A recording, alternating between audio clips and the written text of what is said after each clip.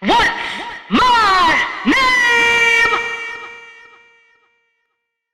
Hi, everybody. Welcome to the What's My Name show. My name is Chemda, and this is Libby Phillips. And today we're continuing the series of Reverse What's My Name. Normally, I would be interviewing the guest, but in this series, Libby's interviewing me about a rare disease that I have called thymoma. Hello. Hello.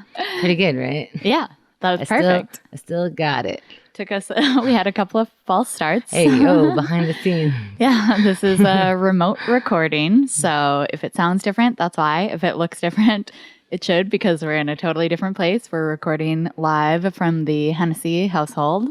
Where all the hijinks happens. Mm-hmm. There's a train that passes outside our place, so you might hear that. New York City, everybody. So we, as always, will pick up where we left off. And as always, you'll tell me where that is. So we recorded on Saturday, and your surgery, the last time we recorded was on Saturday, and your surgery was on Monday. That's crazy. Yeah. So we're going to go through, I have no idea what today is. What is it, Thursday? Thursday, yeah. So it's been a week plus. So we're just going to stick to the hospital because you were there for a week and a lot happened, and then we'll pick up where we left off there.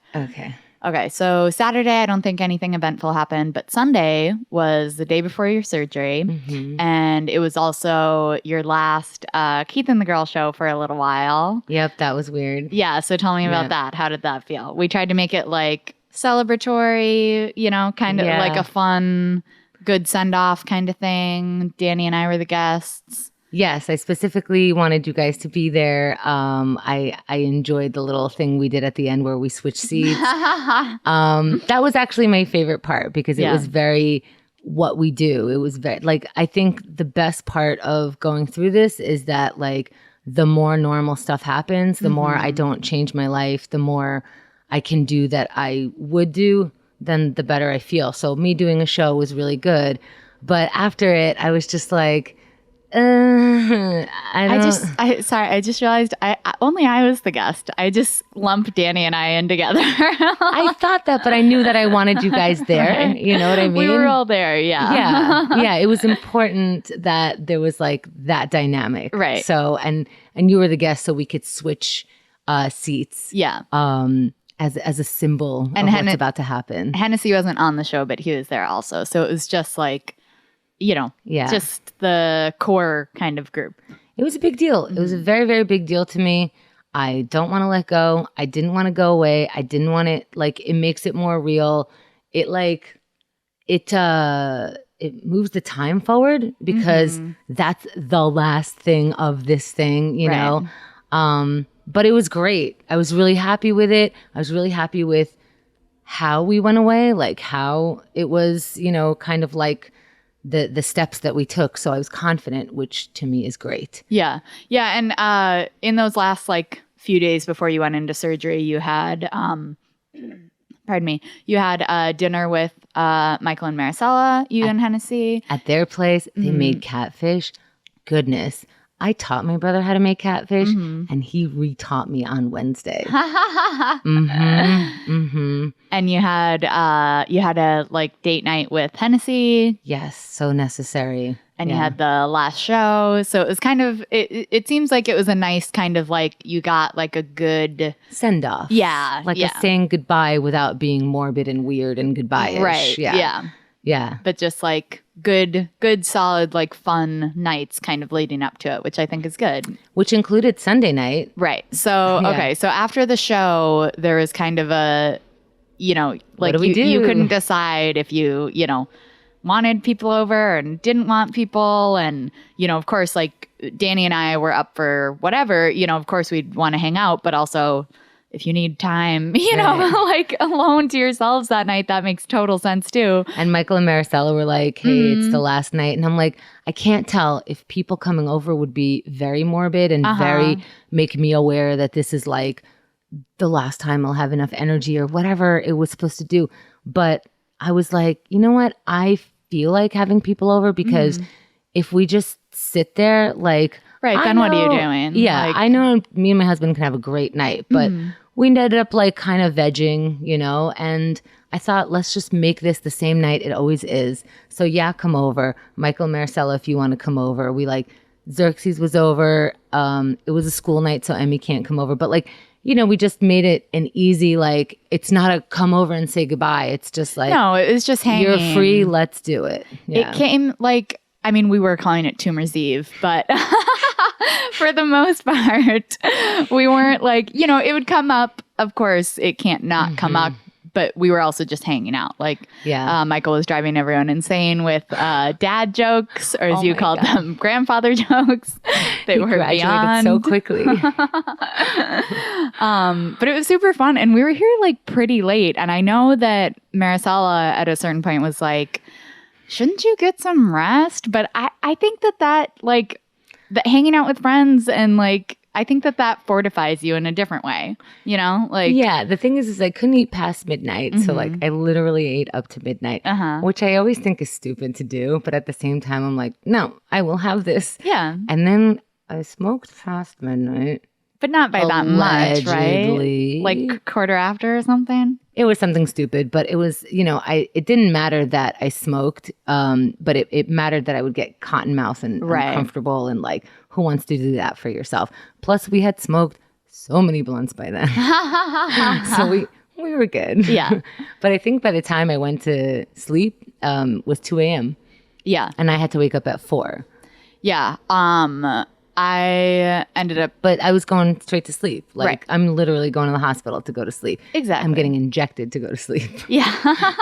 Yeah, it's not like you're not going to be able to fall asleep at the hospital. Right. But I totally get where Maricela was coming from. But I also think you didn't seem... It's not like we were keeping you up. It didn't seem. And so I think it seems like you guys wanted the kind of distraction. Oh, yeah. Because that was... My idea was if people come over and I change my mind... Everybody that's coming over will be like, oh, yeah, okay, bye. Yeah. You know, like even if they just got there. So having that, knowing that I could change my mind and it's not going to be a big deal and a big disturbance and whatever. Oh, Danny was here too. That was fun. We probably said that. We did say that. It's okay. She's a little spacey because she is on some pain meds, but she's pretty together. You hear. We just took some more and then we waited and it's not my fault.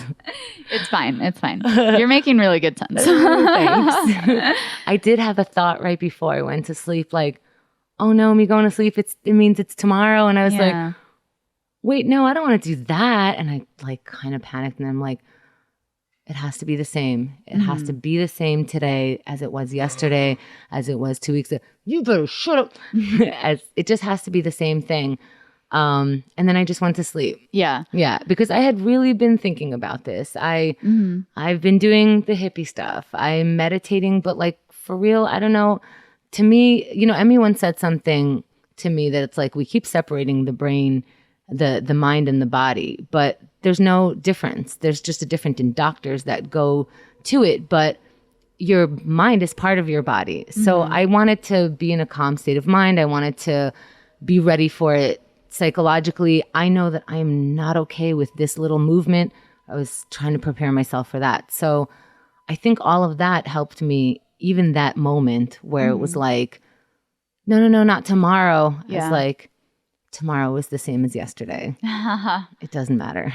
So the next morning, I mean, you only got like 2 hours of sleep. I ended up crashing here, but I didn't really see you guys. I didn't wake up when you left. I just stay here. But so It's on brand. Yeah. So how were you feeling when you actually got up to like go to the hospital? That's what's great. Who thinks at 4 a.m.? Like, right. Who, I'm just like taking the steps to physically get there. I had to take a shower because I had to scrub with those things. So there was stuff to do even leading up to the thing. So I was fine. That's good. Yeah. Yeah. So then you get to the hospital and there's, the checking in and stuff. Yeah. Did you start to get nervous during any of that? Well, the check-in had a box that I could put an alias. And I was like, you know what? If I could put an alias, it's like literally the box. All you have to do is check, signatures. We're going to fuck you up and, you can't do anything about it type stuff. And like HIPAA and things. And then there's this option very clearly, very like, this is normal what we do. Do you want to have an alias? And I was like, you know what? Yeah, because I keep telling people I'm going to Lenox Hill. Yeah. I don't know how many visitors I want. I imagine it just being a roadblock, if anything. You know, I'm not trying to keep people out, but we did it. Then that started a mess. She was like, oh, then which name do I print out to put on your records? And I was like, delete. Not worth it. I will keep people like, I was like, not worth it. Listen, it's not a big deal. I really don't want to do this. Like, I take it back. And she was like, oh, no. We have celebrities coming in here all the time, so we're used to this. And I was like, it's 6 a.m. Yeah. Get an IV in me and stop talking about my name. And they also tried to bill you right when you were going in, right? Oh, yeah. Like, I knew I wasn't going to do that. Yeah.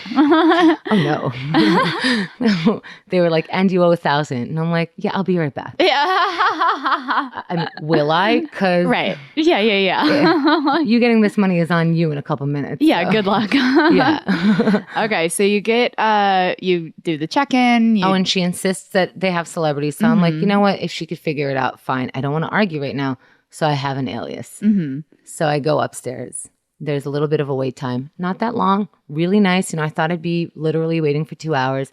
But I start prepping. A bunch of people come see me. They take the temperature and they put an IV.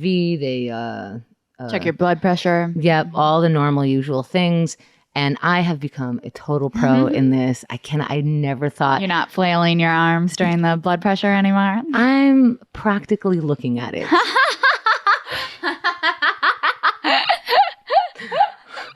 Practically looking at it. Yeah, you're a pro.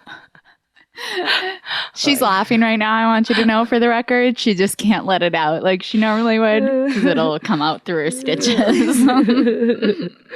Ooh, laughing is weird. Okay, yeah. Yes. So I'm practically doing it to myself, obviously. So then, you know, everyone's coming in and like doing whatever they need to do. My anesthesiologist comes in, which I didn't know would happen, but that's cool. So he's telling me what to expect.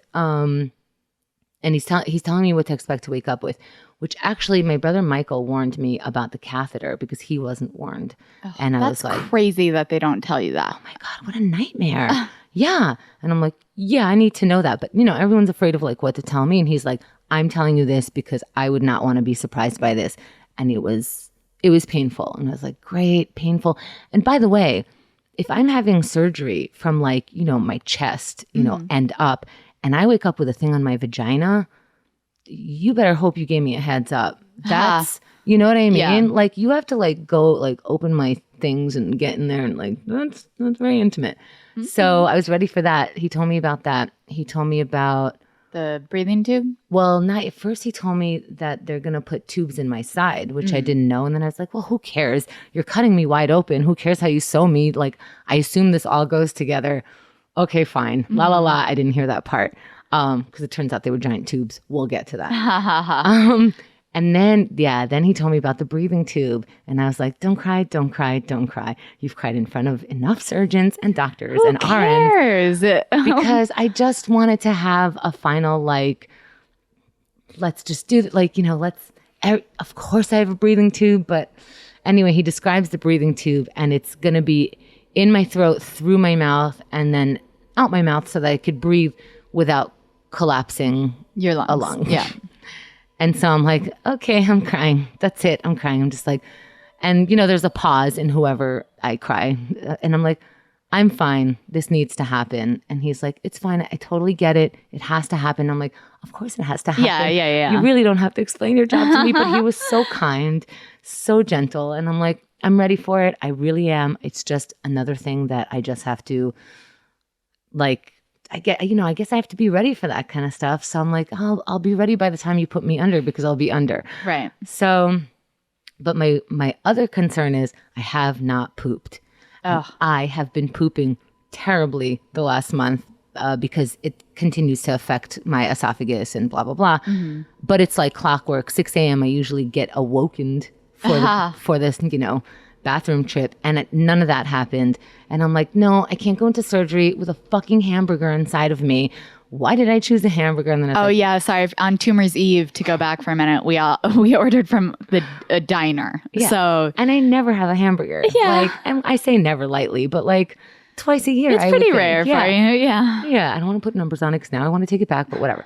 Anyway, I had a burger and I'm like, no. You can't have major surgery, anesthesia, and a burger inside of you. But it was not coming. And I was like, please. Because that's, more likely I think that I throw up when I wake up and shit like that, just disturbance. What can a burger do in your belly? So, but now it's time. They were like, it's time. We're walking towards the door. And just as I pass the bathroom, I'm like, oh, I gotta go. And I'm like, this is terrible timing. Bye. And I go into the bathroom and it was glorious.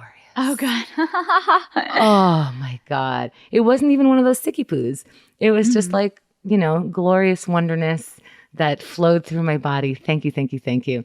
And we were off to the operating room. Now, when you say you're walking in, you walk right into the operating room? Yes. Like they don't wheel you in? I'm picturing, normally you see like they wheel you in through the double doors kind of thing. Yeah. You just strolled in there. I know you can walk, obviously, but like. I wonder if maybe because, maybe usually open heart surgery, you're already laid out because they're opening your heart. I don't know. I walked in. What a freak show. Oh strange, my God. Right? So strange. I guess I wasn't really, I pictured something different. I don't know what I was picturing. But when I think about it, there was nothing else to picture. Were there a lot of people in there? So I walk in, there's like obviously a bed where I need to lay in the middle, literally in the middle of the room. There are giant machines everywhere. I stopped looking around because I'm just like, what am I looking at? Yeah. But there were tons of people. Like, I guess I assumed, you watch any kind of, pass me the scalpel. There's like 4 people, there were, I think I counted at least 10 when I walked in, but then I thought about it. Those are, there were 2 teaching physicians that I had already met that were there again. Super nice. They remembered me. It was so sweet. And of course I have a neurologist. I have a heart surgeon. I have my 2 surgeons for this. Like, so I'm like, yeah, of course. Then there's the anesthesiologist. There's whatever scrub he needs. Nurses. Didn't even know about that. Yeah. Somebody needs to put a catheter in me. I don't know which one of you. And I was like, stop counting, stop looking. Yeah. And I'm like, do I go here? Because I just walk in and everyone's like, hey, buddy. And I'm like, no, where do I go? So I lay down and I did. Well, I was going to ask if they told you to lay a certain way, because one of the things Casey told me, I didn't want to mention this beforehand, but oh God, it's nothing bless bad. You for not. I don't know what bless you means. She she said that when I was trying to, I only had a short amount of time to talk to her right before the surgery. It was like the day before. She's a doctor. Yeah. Oh, she actually got like medical emergency while we were on the phone. I was like, yep, bye. Like, of course. But all my questions, I just wanted to know about the timing of it because I was going to be recording while you were in surgery. And I just wanted to know, like, should I be worried about if it goes long? Like, how accurate is that 6 hours? Is that like an approximation? Should I hold on to that? And she kind of walked me through just things that had to do with how long it would take, which was perfect. That's like all I needed. But one of the things she said is that they could spend, because of this type of surgery, the thoracic surgeon could spend half an hour just positioning you how they like once you're out. Ooh, I was asleep for that for sure. Yeah, no, I know. But and I didn't want to say that because I was like, maybe that would freak you out to think of, them like moving you around. But that's why I was curious if they told you to like lay any which way or if they just like do it once you're out. I asked. I walked in and asked. I was like, where should I lay? Yeah. Where should things be? I need clearance.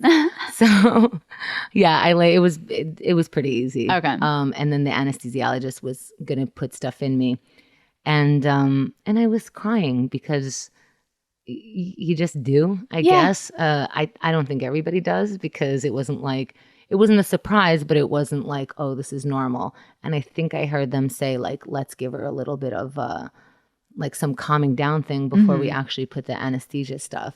And that stuff, I think, did calm me down, but not enough because, okay, so at first I was like, oh yeah, I remember, who was it that told me to? Kenny DeForest. Kenny DeForest said that his friend gave his surgeons a pep talk beforehand because that's the kind of person he is. And I was like, okay, I'm not a pep talk person, but I am a person who's grateful. Okay. So I'm like, I just want to say thank you very much for being here. I really appreciate it. I know that you guys are going to do great. Something like this. And then I was like, I truly love you or something like that. I definitely told them I love them because I did. You're about to and somebody goes, I love you too. And I'm like, oh my God. It was so cute. And then, so just nice, serene, and then you went under, right? I still started to cry because things started to happen, when I just wanted to go to sleep. And so, they said, I think I heard them say, like, let's give her a little bit of something before the actual thing. And that was good. But then I felt some kind of long something going in my vein. And I was like, wait, I'm not supposed to feel anything, which freaks me out because if the anesthesiologist is making me feel things, I'm like, what if I'm awake during things? Like, oh my God. That's terrifying. Yeah, but it was terrifying because I had been under before and you literally just fall asleep. I had never felt going under.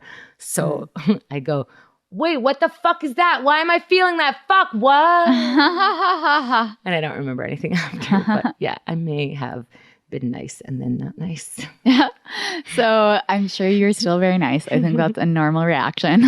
And afterwards, we're jumping ahead just a tiny bit, but then the nurse, when you mentioned that part, was like, oh, they probably knocked you out extra. I don't know if you remember that. So I don't know if I do. Okay. So the surgery went really well. Because I'm amazing. Yeah. And it went really fast too. Yeah, it was, right? It was a little sooner than they expected. Yeah. Which was good. And also just because you never know with the delays and the variables, the position or whatever, all those things could take different amounts of time. So they took all the amount of tests as much as possible to be prepared for anything, taking out this or moving that. There's, veins in the way? Is that what it is? Nerves? Nerves in the way. So they're ready to do everything, including take out my lung. Yeah. So, so the fact and that could also add to the time, obviously. Right. Yeah. So you wake up, you're in the ICU. Do you remember waking up? I don't know how many times I woke up before this, but I do remember waking up and I asked for Hennessy. And the fact that he wasn't there, I was like, they're putting some kind of tape in front of him. And because I know that he would be right here. So I go, where's my husband? And they're like, we'll call him. And I'm like, okay, you didn't call him. But, a fuzzy version of this. And it turns out he was having trouble. They weren't telling him the room or updating him. They just told him to wait in this area and blah, blah, blah. And then they did go out and get him. Okay. So he told me what happened. I don't remember. I opened my eyes and he said something like, you did it. And I was like, I did it. Something like that. Do you remember any parts of that day? Because you were pretty spacey. I remember doing a puppet show for you guys with socks that they gave me. That was amazing. Yeah, your teeth were chattering. That was sad because you're so depleted after surgery because you've been open for 6 hours. Gross. Yeah, but so they need to kind of restock you. They give you nutrients and fluids and all that sort of thing. And so they gave you some calcium, which I guess helps with the teeth chattering. But so your teeth were chattering. So Hennessy put socks on your hands in the meantime. Oh, that's why. Yeah. So because you were chilly. And so right away, it was like, Danny said this, but it's like you were waiting to have socks on your hands because immediately you went into the sock puppet thing. And we have to post this video somewhere. I don't think it's posted anywhere yet, but there's this video then. Danny starts recording you and I say, well, you're a star because you just finished the puppet show. And Danny goes, a bright, beautiful, shining star. And you, in your drugged up state, just go, I'm a star, I'm a star, I'm a star, I'm a star. It's from Boogie Nights. Oh. And you all cracked up. And I was like, it wasn't that funny, but great. It was landed. Hilarious. Yeah, I didn't really get why everyone cracked up so much, but I was pleased. Just because you were like so drugged up, but you still like know that you're a star. If I could remember accurately, I remember that I knew how crazy I must have looked, you know? Yeah. Because I know you wake up from surgery looking nuts and being plugged in, and who knows how pale I looked or how like, you know, whatever. Maybe I'm drooling and not noticing. Like, I know all these things are very possible, and there's just an audience staring at me. Yeah. And what I didn't know, it was like even worse, was there's like a tube that you're following my blood go into a bucket. Like, I didn't know, but I knew there was something ridiculous. So I was just like, well, now I'm going to do a puppet show because this whole thing is so stupid. Yeah. No, and you actually like, I mean, when I say you were loopy, you just got out of surgery, but you were actually like very with it. I think we were. I actually remember that. I remember being surprised that I was able to interact with that many people. We were surprised too. Like, we were kind of expecting either you would just be completely asleep or like maybe able to talk, but like very groggy. And you were like pretty, I mean, fairly normal. I was very, very surprised by that. And not to fast forward, but the funniest thing is the first day out of the hospital was the same way. It's like it's the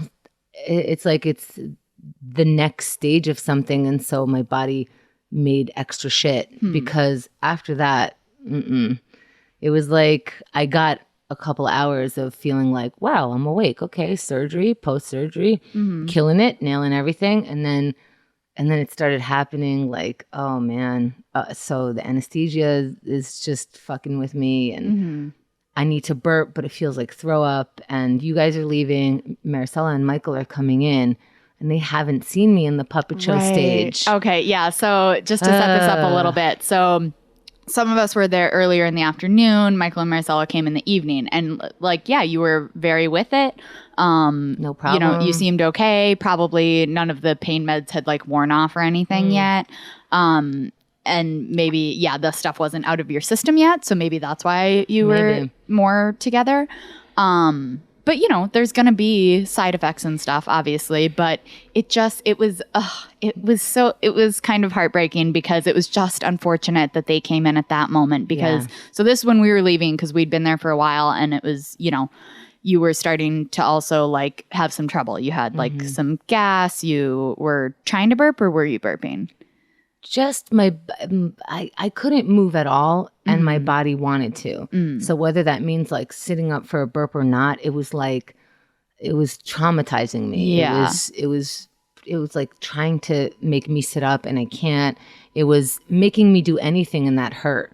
So even like me wanting to burp or throw up, I'm like, this is too painful. Just sit down for a second. Yeah. It looked like you might throw up. And so this is when... Which is common after. Yeah.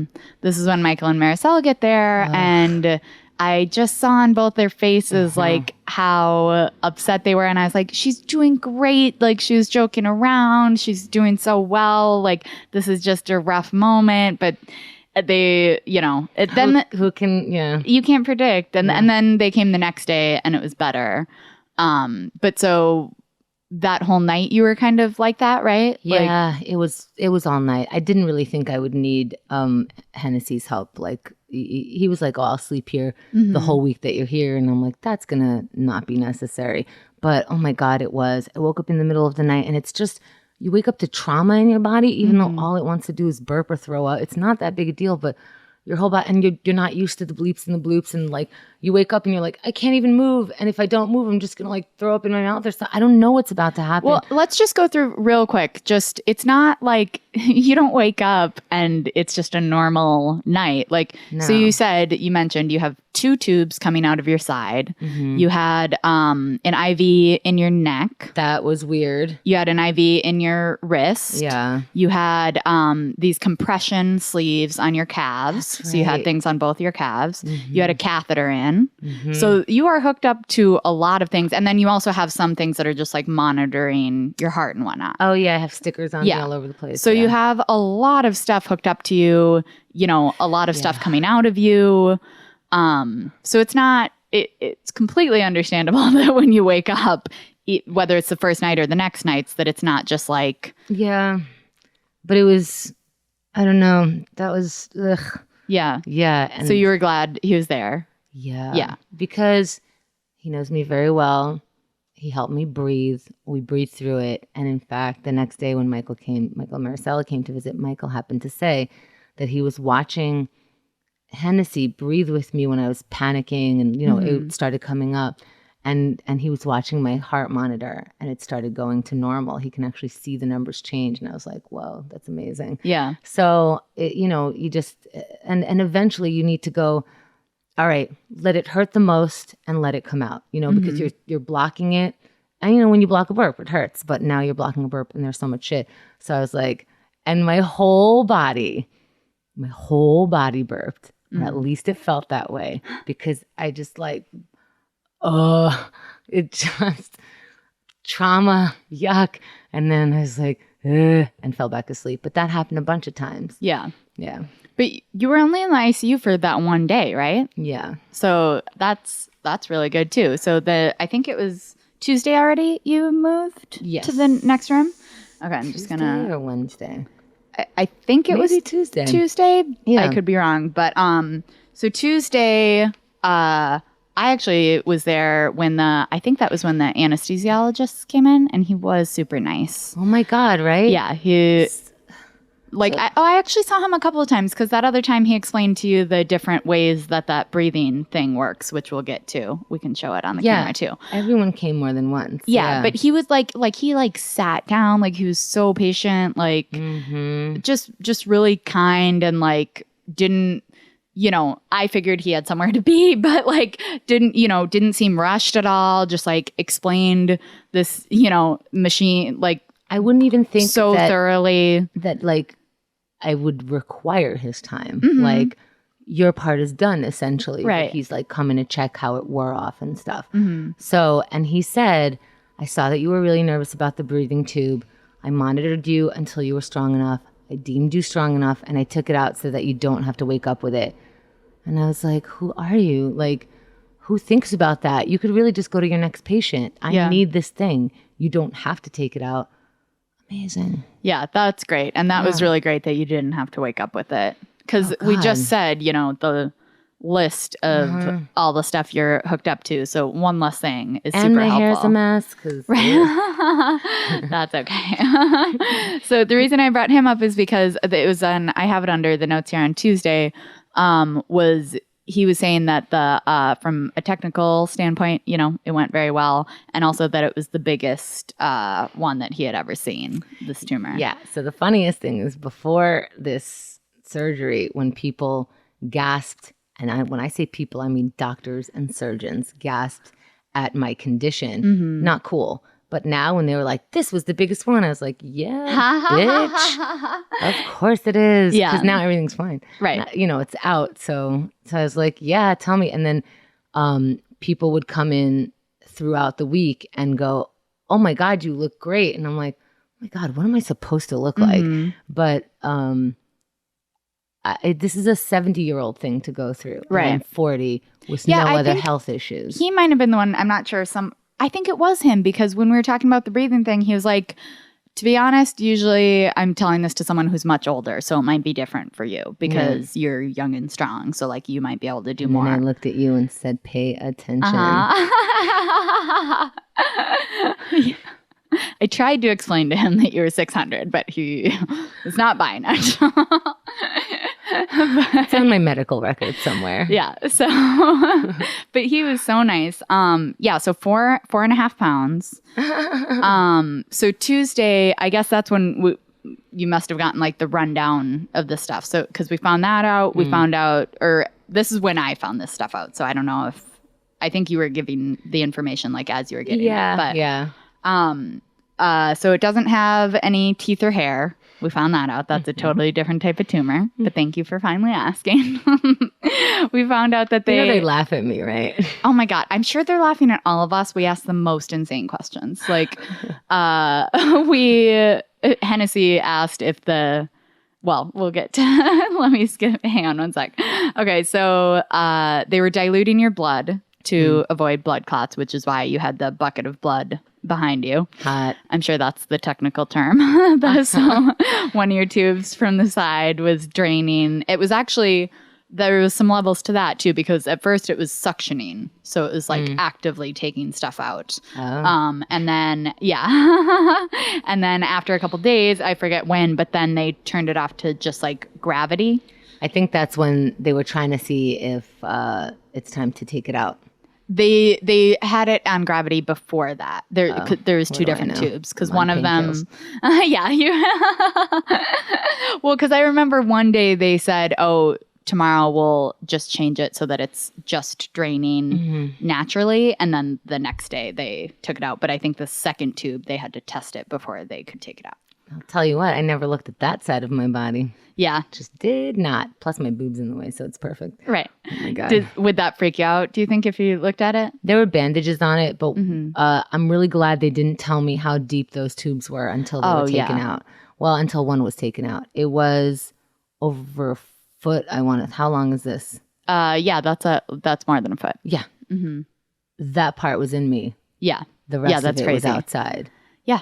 That doesn't sound very comfortable either. How was their room, and how am I not seeing tube-like structures in my belly? You had extra room. You had 4.5 pounds of extra room. You are correct. Yeah. That's true.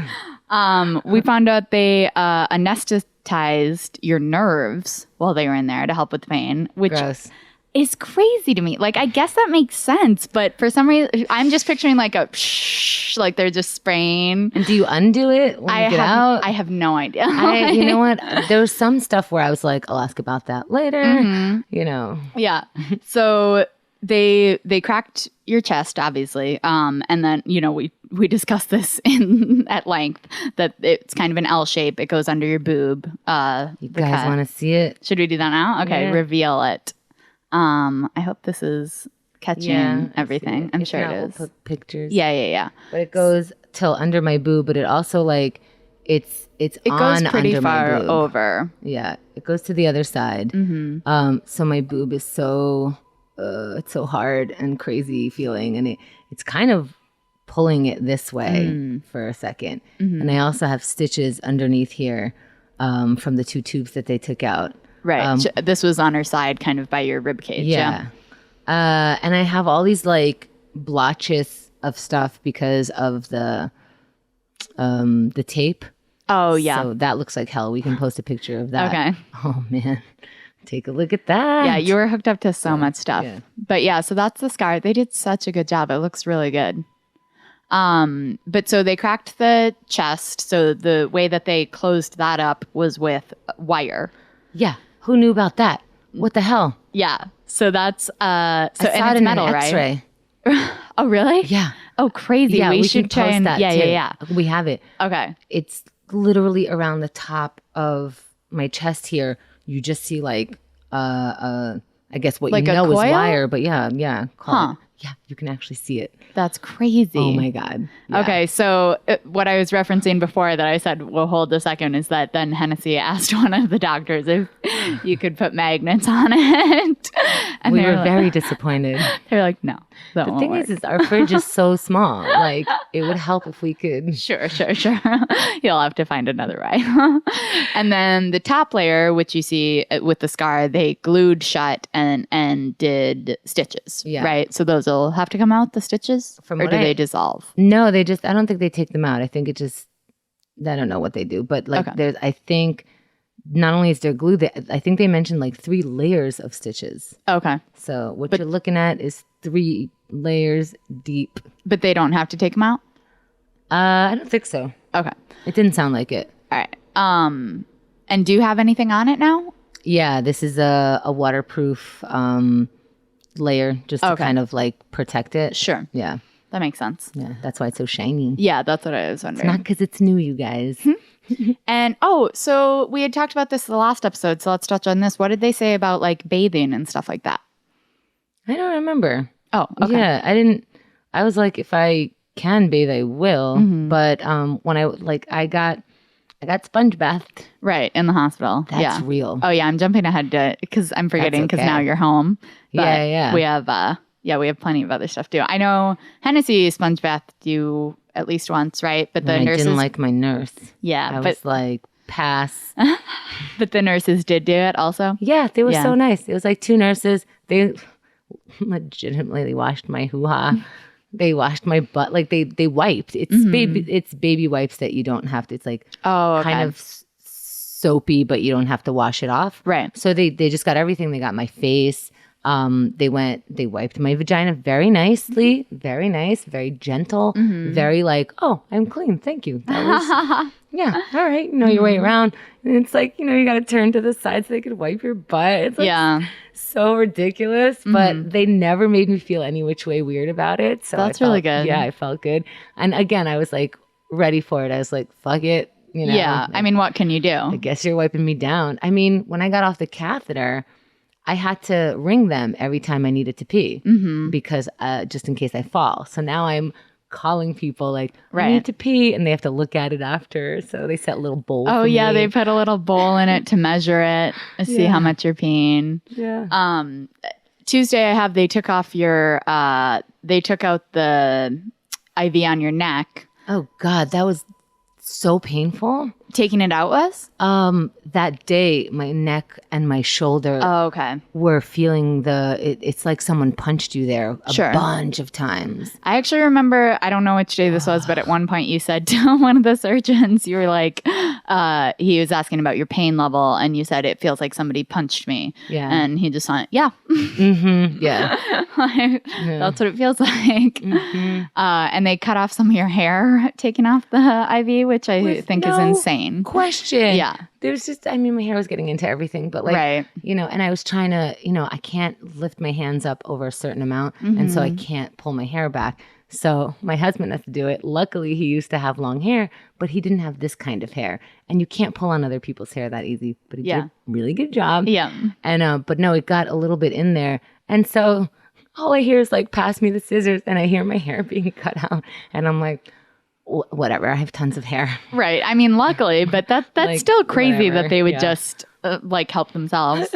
Okay. So then now, did you know that I want to talk about the nerve. I have that on Tuesday, the nerve that was connected to the diaphragm. Did you know that was a possibility beforehand? Did they tell you about that at all? Because the way Hennessy explained it to me is that the nerve was going right through the tumor. So there was no way they were going to be able to save that nerve. They just had to take it out with the tumor. I don't remember that they knew exactly about that nerve, but I do remember having nerve talk or having like things that might be in the way that they're going to have to like take out or move out of the way. I didn't keep a log necessarily of like, could that be a nerve? Could that be this, that, or the next? Because I was like, you're talking to me about procedures. I get it. None of it seemed like it would really, you know, affect my life so much that I couldn't exercise my way out of it or like, you know, gradually be fine. Like I would live a life. So what is the thing with the nerve? Because it was attached to your diaphragm and it helps it go up and down, right? Oh yeah, not thrilled about that. So now it might not go up and down. And if it stays in one place, I forget which one, up or down. If it gets stuck. Yeah, then I have to have a surgery to move it the other way and then it'll permanently be that way, which apparently is better than that. Okay. Like, so it's complications and I just don't want to worry about that right now because it's functioning fine. And I feel like, it sounds like very down the line. Yeah. And I have enough news. Yeah. So, I think they said that they would sew it down. Basically, it sounded like. Gross. Yeah. This is such the gross episode. Well. Yep. So the only notes and also on Tuesday, I don't want to forget this, Danny started a Twitter as the tumor. It's really neither here or there, except that I found it hilarious. He has been increasingly funny about this because when we first found out, he was scared to joke. Yeah. Then he joked, but he apologized immediately after. Now he's fucking setting up a Twitter account called Chemda's Tumor and going, he tweeted, what was his first one? Oh, I'm finally out. This world is so big or something. Yeah, exactly. But actually, it worked out so well because it gave me an outlet. Every time I got pissed in the hospital, I was like, hey, at Chemda's Tumor, go fuck yourself. I need radiation now. Right. Thanks a lot. Yeah. And then one other thing I remember them saying, like, this was under the Tuesday notes also, was you were asking, I think, how long it'll take the organs to kind of like get back into place, because have they been traumatized so that when they go back into their space, they're just like, wait, what's this now? Yeah, I don't know if we talked about this on any of the shows or not, but your heart was up by your shoulder because it was pushing it so much. And then, of course, we talked more about the lung, so that's why I'm not sure if we mentioned the heart. And then the one lung was getting squished so much, and that's why they were worried they might have to take 20%, all of it out. Yeah. And they just, they ended up taking like 1%. Yeah, I think I made them say 1% because they said none of it, but I was like, none. And they're like, well, we had to scrape some off. Right, because they were trying to avoid going back in and missing anything. So they'd rather take a little bit more. So they didn't want to take the tumor exactly, just in case surrounding the tumor is more than what they thought. So they took a piece. Okay. So... But what they said about the organs was that they basically just like, as soon as they take the tumor out, the organs, they know where to go, and they just like go back into place. And they're happy right away. Yeah. Which I was surprised. That's so crazy. Except that I have to blow up my lung. Right. So, okay.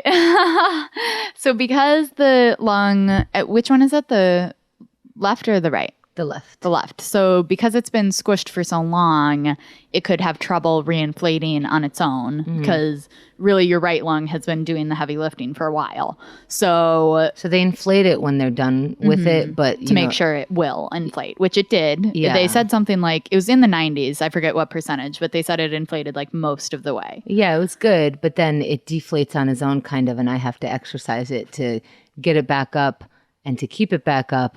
Or they will go in and do it for me. No big deal. Is that, you want me to reach for that? Well, I don't want you to reach, though. I was going to try and reach for that. Land. Yeah, we should have gotten it beforehand. So she has this little device. You may have seen it on Grace and Frankie. That helps her. It works out her lungs, just like they're a muscle. So there's two sides to it. And this is what the anesthesiologist took like so much time to explain and was so nice about. Everyone's very serious about this dumb machine. Yeah, so we'll show it on the camera, and it seems like nothing. Like it's like a tube, and it's just made out of plastic. It's not, it doesn't really seem like a real whatever. It doesn't seem important. Exactly, it doesn't, because it's I don't know. We'll show it. It looks like nothing. So yeah, so it looks like nothing, but everybody who sees it brings it closer to me, and they're like, this is your best friend, keep doing this. And they're like, this is the most important. I'm like, the most important part is the shitty thing that I have to do. You're relying on me to make sure that this gets done all the time, and it is actually one of the worst things that I have to do, because everything else is just kind of like happening around me. This hurts. Okay, so this thing, so show it. Yeah. Oh, I just moved this. Okay, sorry. We're good. Okay, so there's two parts to this. Do you want to do one, or is that going to exhaust you? Oh, no, it's fine. Okay, so I probably do, and I probably should. Right, so you'll show how it moves. Should I do this part? Yeah, do this part. So this one, this yellow part, you're supposed to make it float for as long as you can. So that was really good. Thanks. And then this white one goes up and down. And it's basically, the way he explained it is that it's working two different muscles. It's okay. So it's working. No, I gotta do it. Why did that hurt? I'm gonna get to like 2,000. Okay, so this one, the goal here, they put on the left. Okay, you're right. I'll do it later. Yeah. This is basically exercise that she's doing right now. So yeah, during the interview is probably not that necessary. I could like run out of breath after I do that, but I'm running out of breath after I walk a block. Right. So yeah. So this basically, the yellow part you try and keep up in the air, and then the white one, as you saw, you try and raise as fast as possible. Yeah. So, and it works different muscles in your lung. Yeah, it's like a balloon, and so you're inflating the balloon, and the more you do that, the more it can do it on its own. And the reason you have to do that is because if you don't exercise your lung and work it out, then there's a chance that it won't be able to inflate, and then they would have to go in and manually inflate it again. Whew, see, that already made me hot. Yeah. So that is definitely, that's like her running. Like running club. Yeah, that is exercise. The funniest thing about this is if anyone's around, I turn into a kindergarten kid and they're like, "You're doing great. That was really good." Like they just, I get invested. I'm like, all right, last two, let's do it. So the only notes I have on Wednesday here, and I know we're a little all over the place, it doesn't matter, but I have $30,000 bed, which I thought was just interesting that the nurse mentioned that. And it's like, what is that? Is that so you know where your bills are coming from? But no, I think it was more a commentary on how much hospital stuff costs, because she also started like, she saw that we were interested in things, so she started telling me how much each pill costs. Oh my God. Nightmare. One pill I think cost $1,000, and it was something like ibuprofen. Like it was so stupid, and they need to get so much clearance on some of this stuff. Like, you know, I can't just ask anybody, obviously, but even when they have it on the computers, like, so she's just going like, everything's expensive, but they apparently don't buy their beds; they lease them. I also have a ginger ale party. They were so nice, and you had like pretty constant visitors. Yeah. They were nice to let me. And I'm very lucky that my roommates were very passy-outy. So like you weren't really bothering them. It didn't seem. Yeah. Because we're chatty. Right. That could be annoying. Yeah. So the ginger ale party, the nurse brought like a bunch of little cans of ginger ale and like a big pitcher of ice. And it was fun. Like it was just, I think I remember, I don't know which day, but at one point you were kind of like, oh, don't let me keep you. You know, Xerxes and I were there, and Hennessy, of course. And Xerxes was like, this is kind of just what we usually always do. Like, it's just us hanging out talking. Like, what else are we ever doing? Like, right. And a lot of times. Keep us from what? A lot of times I am in my pajamas. Yeah, so who gives a fuck? But it was funny because my friends would be hanging out and you guys would be talking, and somebody would come in and just like, you know, move shit around and poke me and do that. And then they would leave and we would just continue talking. Yeah, one time I came in and you had undies on, but your robe was open. I'm like, I'm here, just coming in. Hope that's okay. That's my butt. So like, okay, just so we're all. I just didn't want to, you know, like startle you, because you can just walk in there. You can't knock. You know, you were in the far end, which is nice because you have like the corner, you know, and the window and stuff, but I had the more private area. Right. But there's no way to like, you can't like knock on a door. You have a curtain. Yeah. And Judy visited you that day. Shout out to Judy Gold. Oh my God. She's so funny. Yeah, that was hilarious. Like just yelling right when she comes in. She was going to sleep study, so she had like a bag with her and stuff, and she's like, "That's for me, not for you." Like, okay, like, yeah, she's very comfortable. Yeah, she's yelling at everybody.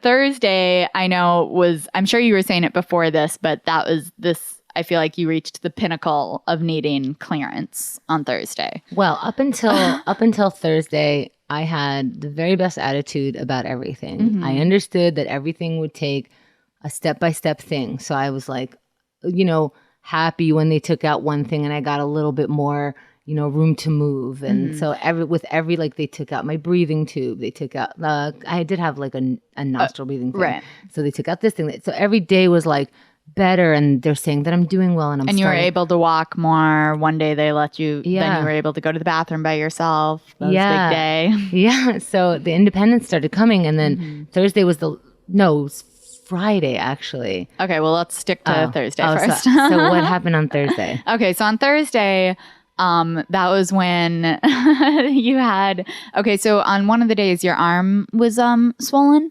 It still is. Is it? Okay, well, the one arm was swollen very large. I can't notice it. It's not that bad anymore, but I want them to check up here because it's a little sore still. Well, you also have bruises all over your arms from, you know, the shots. They're poking you, and eventually they had to start poking your stomach. They wake you up, you know, you have the last thing that you're doing is at 2 a.m. pretty much. So they're poking you and doing stuff until 2. Then 5 a.m. they start giving you injections and taking your, temperature and your vitals again, but not all at once. Yeah. One person comes in to take your temperature, then you fall back asleep. Another person comes in and they inject you and you fall back asleep. And so then the x-ray person comes in and then you run out of space in your arms because they're black and blue. So now I'm like, am I a person who could take a needle in the stomach? Mm-hmm. Look at that. Yes, you are. Yes, you are, because that's what's happening. Yeah. And it's fine. Mm-hmm. And like I said, almost looked at it. You did great. Thank you. They were really good at it too. Yeah. They were really good at poking me. Well, so Thursday, it was a couple of days after your arm was very swollen. Mm-hmm. And so they had to give you pain meds. They had an IV that they just kind of had an opening, in the, nothing was constantly going into it, but that's where they would hook it up. And then they just kind of tape it down when they weren't using it. So that was the arm that was swollen, the one that had the IV in. So they ended up taking it out and putting a new one in the other arm. And it went down, but it was still a little swollen a couple days later. So you were asking the nurse if there was like anything you should be doing or anything they should be doing, or, if it was supposed to be still swollen. Mm-hmm. And she was like, well, you should use it more and that'll help it go down. And so she was like, you can move it around and you can lift things, start using it more often. And you went, okay. And you kind of started like, you do this little like wavy arm thing. That's how else am I going to use it? And she goes, no dancing. She footloosed me. Mm-hmm. So then we're going for a walk. Me, Nathaniel, Hennessy, and you, big parade. You have an entourage every time. So you're going for a walk, and at this point... By the way, these walks, when you're picturing them, we're walking down the hall and back. Right. It's my big outing. Still. Uh-huh. And then I usually asked people how the weather was during the walk, because I'm like, how is it outside? Let me feel it. Yeah. Yeah, being cooped up for a week, it's a little crazy. But so we were going for the walk, and at this point you still had a tube in your side. You had one tube left. Mm-hmm. They had taken one out, and that one was going into your blood bucket before, but now it was going into your blood briefcase, as I called it. I called it a purse, but whatever. But it was not, mine's alliteration. So yeah, it wasn't that big. It was very lightweight because she wasn't draining that much at this point. So, and I think we might have a picture of it that we could post too. But so it was pretty. Oh yeah, I posed with it. Hello. Oh yeah, that's right. That's your accessory. It's a purse. Mm-hmm, you're right. My bad. So, so you took that with, and I was like, oh, why don't you carry that in your, swollen arm? Because it'll help you use it, and it's pretty light. Yeah. And then just willy-nilly, you guys telling me what to do. Yeah. And then Hennessy's like, yeah, and you could kind of lift it a couple times too. And you're just like, no, I need clearance for that. No. So we're like, nope. Yeah. So we're like, it's fine. Does it hurt? And you're like, no. And we're like, does it feel like it's stretching or anything? And you're like, no, but I need clearance. So we asked the nurse. First, so you asked, like, I forget who asked, but someone was like, is it okay to lift this? And she doesn't even understand the question. She's just thinking that we're weirdos, I guess. And she's like, basically, there's measurements. There's like 3 different kind of tubes on the thing, so that if one fills up with blood, it'll go over on the other one, and they can tell like how many millimeters or whatever. Once again, gross. This is a gross episode. Feel free to smoke every time I say gross. It's cool. It's your version of a drinking game. Well earned. So she's like, just don't lift it up. Don't have it go upside down so it doesn't, tip over. And I was like, wow, you really do think I'm stupid? Yeah, and we're like, because it was such a dumb question. No, it's not. It's not a dumb question, but she just didn't understand it because, of course, you can lift it. So then we explained, like, Hennessy, I can think kind of, motions like, no, just, you said to use her arm. So we were thinking she's like, yeah, fine. And you're like, okay. So then Nathaniel, Hennessy had brought these like chalkboards to the hospital, and Nathaniel made you a list of like what I have clearance for. It was so funny. No dancing. Mm-hmm. But so that was very funny. That was on Thursday. Also, I think one of those days, Wednesdays or Thursday, or maybe both, I started having a nurse that I was like, I'm giving you the side eye.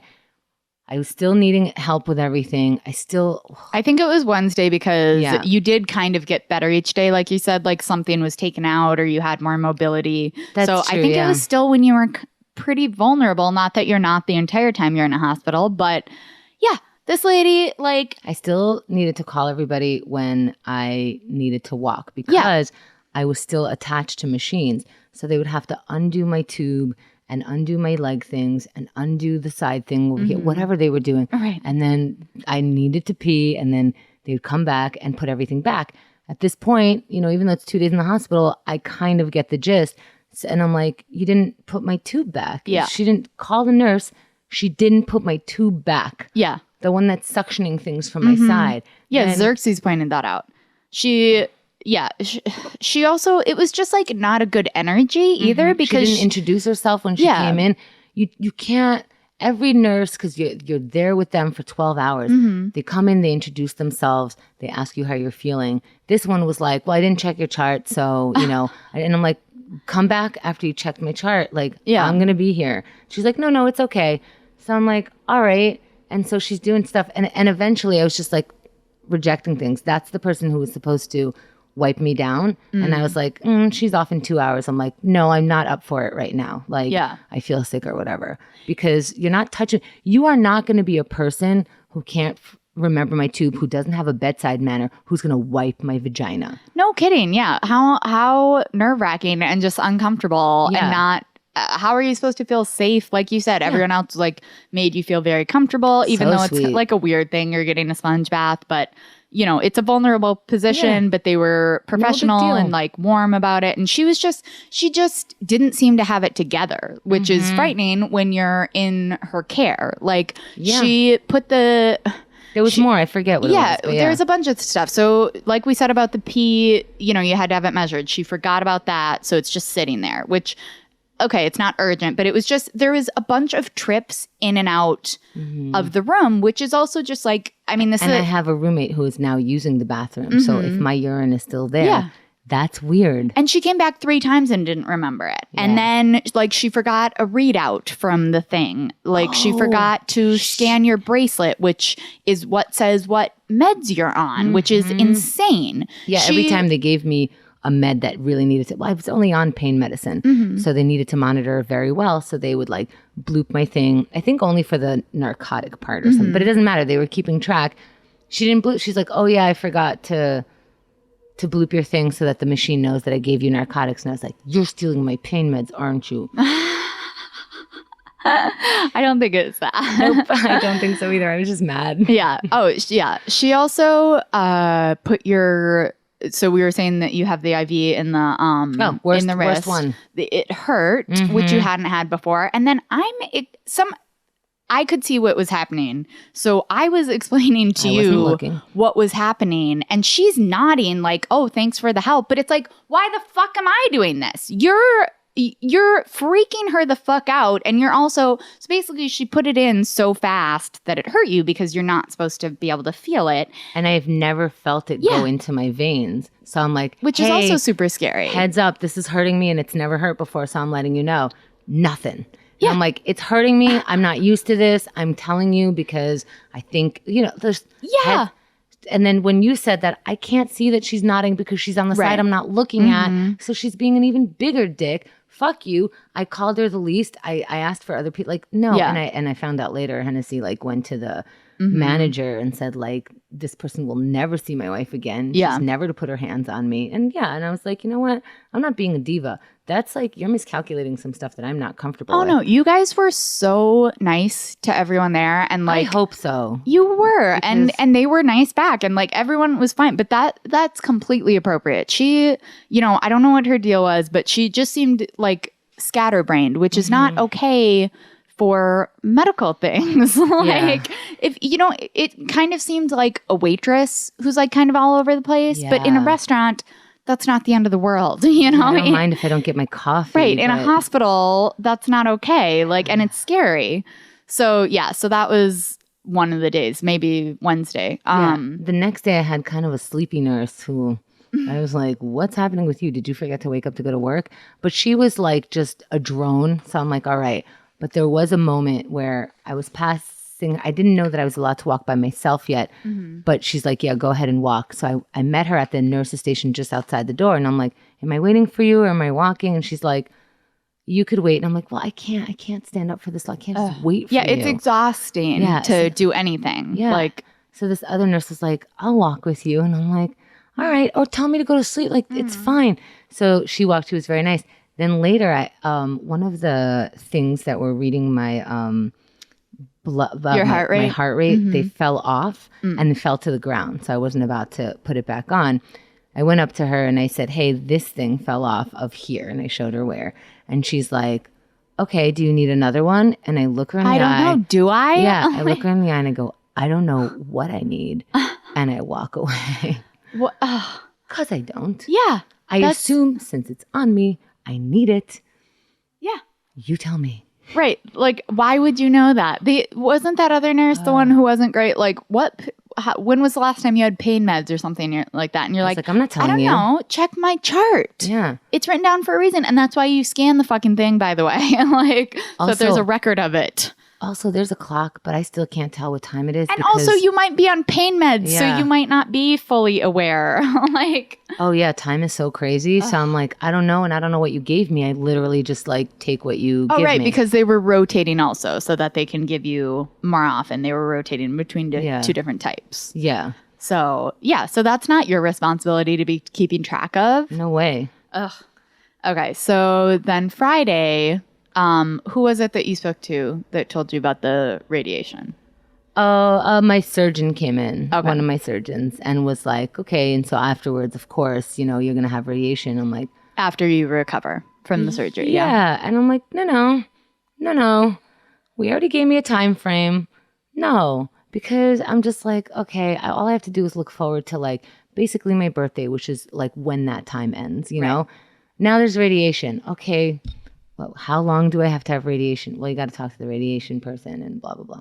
And so, and I'm like, okay. And I did not cry, but as soon as he left, I just lost my mind. I just was like, well, here's another thing. Here's like a surprise that's of like pretty large magnitude, I think, because it's an invasive thing. And it prolongs my life of this garbage of lots of doctors and treatments and things like that. And then Hennessy also started like bawling, and that was fine. Like we were just, and I was like, yeah, cry. But we were just sort of like, and then I'm like, oh no, I need clearance for crying because I'm heaving. Yeah. Oh wait, no, that was later. No, I got, It was all the same day. Yeah. So I think I calmed down, and, they were supposed to take tubes out of me. So that guy came, and I was still like in the residual of not feeling good.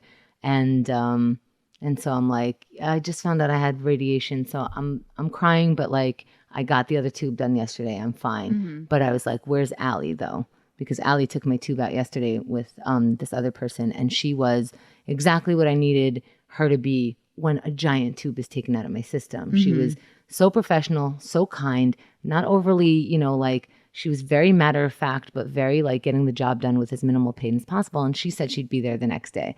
So I'm like, is Allie coming? And he's like, yeah, she is. And he was about to he looked like he was about to start. And I was like, in my mind, I said, I know I could put my foot down because she said earlier she was going to be here with me. And she did come, and it was fine. But she also saw that something was going on. And I was like, yeah, I found that I'm getting radiation. I'm just having a bad day. And I was having a bad day. The tube coming out the day before needed adjustment. I was more comfortable, but it was freaky. This other one, now I know they're taking a giant tube out of me. I woke up uncomfortable. I was not having a good day, like in my head and in just my pain or my comfortable, whatever it is. So, okay. So I'm crying, and she's like, okay, tell me about it. And I'm like, well, I have a radiation coming up. She's like, oh, you're fine. You're fine. I'm like, I get it. I just need to process. And she was talking to me, and it was great.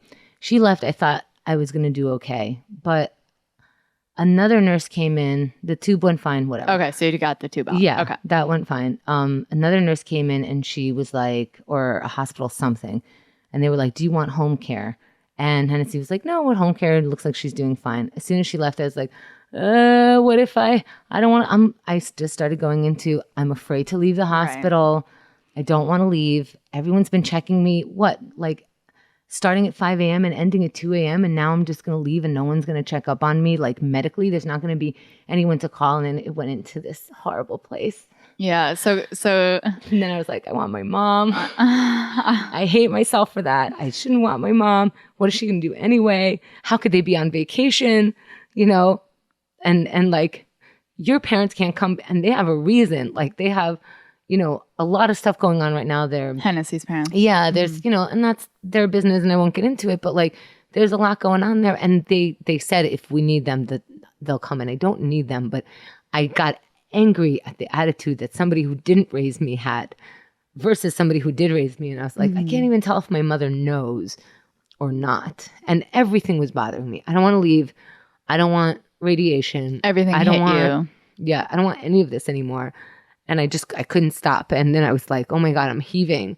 This is so scary. Like my stitches, my breathing is off. Like I'm panicking myself. I could feel my heartbeat more than I ever had because it's not being squished by anything. And I'm like, oh my God, go get me clearance for crying. I need clearance for crying. And he took it so seriously, which was so sweet. You know, I was afraid that he would just be like, of course you can cry. But he's like, yeah, I'll get clearance. And I'm like, oh, good. You know, because that means he had to leave me heaving, which I didn't think he would do, to go get me clearance, which he clearly knew was like more important than like, which was like, whoa, okay, great. But I still heaving. And he found Allie. And he was like, okay, can I bother you for a second? She's like, yeah, of course. Hamda needs clearance for something. Yeah, sure. For what? For crying. She goes, okay, I'm going in there. And she just like ran into my room, She's like, what's going on? I'm like, I don't want to leave the hospital. I want my mommy. I don't want radiation. Yeah. And she was, I said this on your show. Shout out to Wrap It Up. That I understand why people find she wasn't a nurse, she was a physician's assistant, but nurses, there was a couple of nurses that I felt this way about also, and physician's assistants and people in the medical field. I see why they call them angels, because it's just like you have all the info and your other side of your brain is still like calming me down. Like, so you can tell me the real news and also you still have the ability to be this human being. And she's like, and I don't know how she knew I wouldn't want this, but she's like, I don't know if you're comfortable with it, but I can give you like the smallest dose of Xanax. And I'm only saying this because I saw you earlier today, which means you have been going through this for at least 5 hours and you don't need to, because it started earlier. And so she's like, you don't need to, you don't have to take this pill, but why go through it? It's going to be 0.5 milligram. You might not even feel it. If you don't feel it, I'll give you more, but it's not gonna, you know. And I'm like, I don't want to take narcotics. She's like, good news, it's not a narcotic. I'm just trying to put like not that many stuff in my system. And then I go, yeah, she wants the best for me. It's half a Xanax. People pop it for no reason. And she's right. Why am I going through this? This is ridiculous. That's a long time to be going through that much, especially when your body is already going through a lot. Right. And so now even the pain meds are not calming me down. So I took that. I did fall asleep. I woke up in a much better space. I was very serene. But it was like, you know, when you cry a lot and you fall asleep and you just kind of wake up and all you could do is watch movies. Yeah. But it was really good. She was really nice to me. And I was like sort of back on track of like, that's right. You're healing. You need time. You know, you're going to have more news. It's going to be dealt with the same as this, which look, it's going great. You know, there's no complications. And when there are like minor complications, it's fine. So I got back into that brain. And Michael and Maricela visited, and we had like this really good, like, we talked about my parents, and it turns out my mother doesn't even know yet, which is absurd to me that my dad can just go traveling with her and not tell her. And so we decided that if Michael's okay with it, because I hate putting it on him, he doesn't have to go around my parents anymore. When they say, how are you doing? You can say what normal people say. Well, she's recovering from this thing. And they can react however they want. And Michael's like, they'll call you. And I'm like, and I will pick up or not. And if I do pick up, I am no longer protecting them from who I am. I'm going to pick up and say, I don't even know why you're calling me, or whatever it is that I'm feeling. And they're going to have to deal with it, or what? I'm not going to talk to them anymore again. So it was a very healthy, like we went through some stuff. I told them about my day, and it was so cute. We ended in Kalili Kids. So it was it was so good. It was such a mindset and like a reset and a calming. Cathartic. Yes. Yes, it was. It was cathartic. We all know what that means. And that's what this is. And so I was more ready to leave the hospital the next day. Still nervous. Yeah. You know, I can fall and, you know, because I can't fall.